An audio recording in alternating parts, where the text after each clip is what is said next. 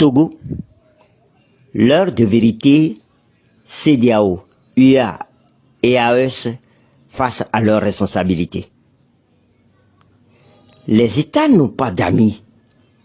ils n'ont que des relations d'intérêt, dit-on. Sauf que la décision de la Cour de justice de la CEDEAO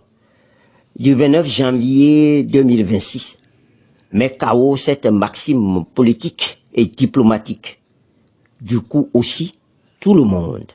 surtout les institutions sous-régionales et régionales africaines. En effet, la Cour de justice de la CEDEAO sans détour qualifie la constitution togolaise de la 5e République de changement inconstitutionnel de gouvernement, se fondant sur l'article 23 de la Charte africaine de la démocratie, des élections et de la gouvernance CADEG. Cette décision, qui n'est pas une surprise pour l'opposition togolaise qui,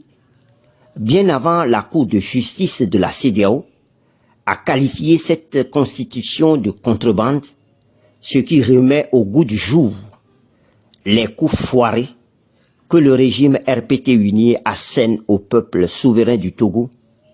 depuis le fatidique assassinat crapuleux du premier président de la République togolaise,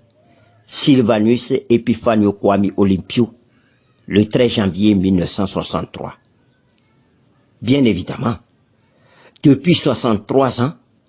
les gouvernements du monde ont fortement prêté main forte à ce régime incarné par Étienne Gnassingbé Eyadéma, près de 42 ans, et puis actuellement par son fils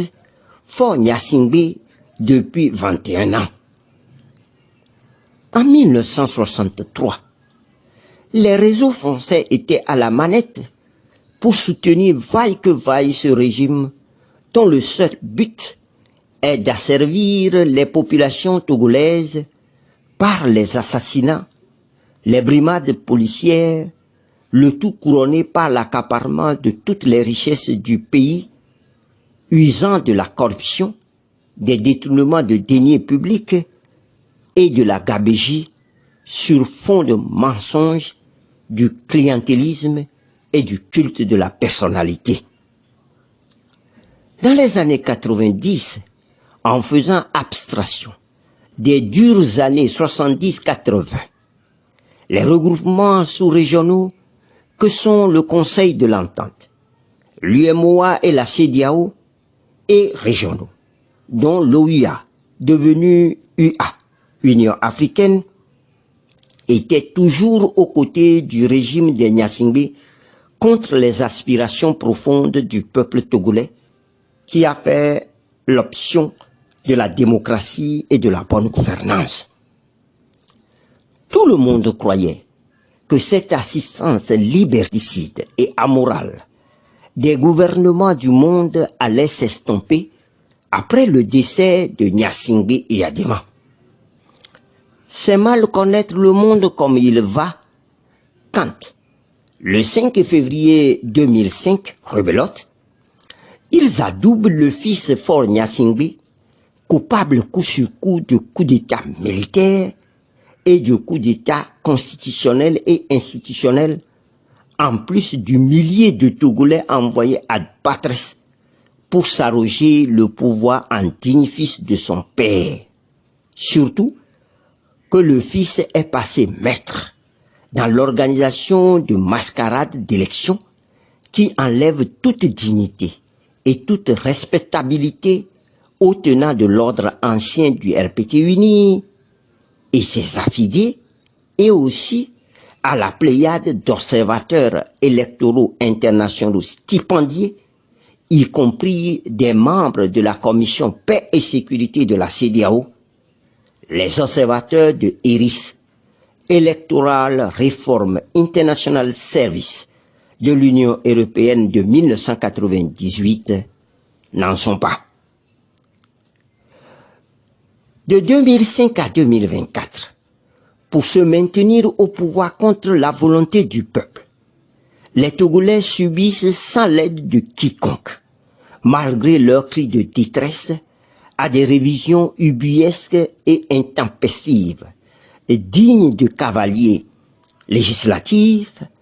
de la Constitution de 1992 que le peuple s'est donné à plus de 97%. Finalement, pour embrigader définitivement le pouvoir du peuple, non content de le confisquer 61 ans durant,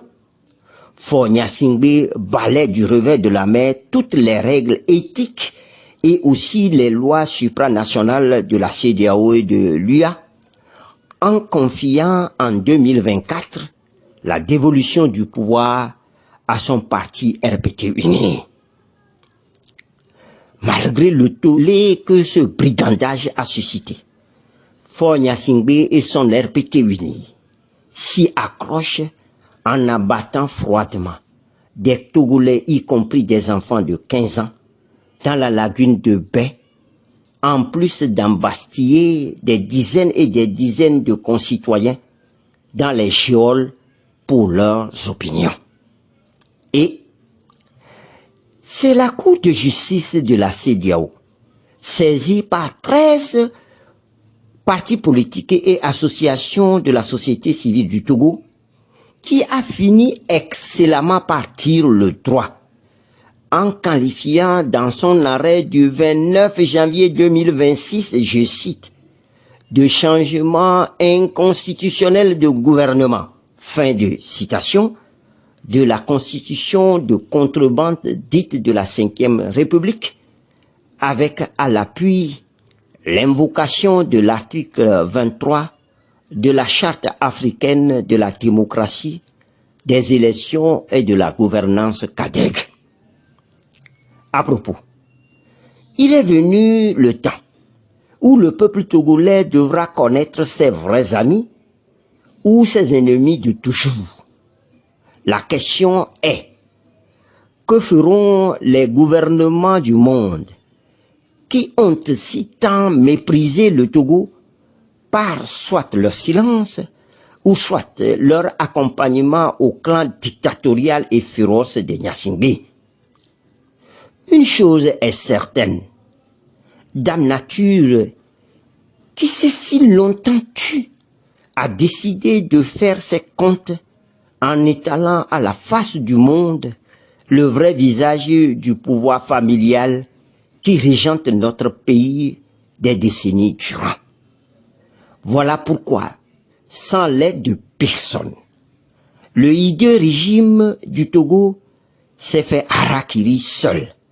en imposant au peuple souverain un test constitutionnel juridiquement nul, dit de la Ve République.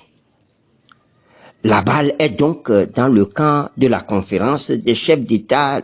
et de la commission de la CEDEAO, qui ne peuvent plus défiler, étant entendu que ce sont les autorités togolaises de père en fils qui ont, le plus, mis à mal l'organisation ouest-africaine, surtout son protocole additionnel sur la démocratie et la bonne gouvernance. Aussi, les Togolais attendent de voir la commission de l'UA, avec son conseil de sécurité, qui, une fois encore, au regard des articles 24 et 25 de leur propre charte, dénommée Charte africaine de la démocratie, des élections et de la gouvernance CADEG, jouent leur crédibilité. Bien évidemment, aussi, les regards sont tournés vers les pays de l'AES, qui, depuis le renversement des régimes au Mali, au Burkina Faso et au Niger, s'acoquinent avec les dirigeants togolais qui tuent et maintiennent le peuple en esclavage, des dirigeants togolais déclarés maintenant illégaux et illégitimes par une décision de justice insusceptible de recours. Enfin, les Togolais verront ce que feront la France, les États-Unis, l'Allemagne, la Grande-Bretagne, la Chine, la Russie et les autres institutions mondiales de finances. L'heure de vérité a sonné et le peuple martyr du Togo attend de voir comment tout le monde va se comporter. Francis Pedro Amojo, le 26 août 2026.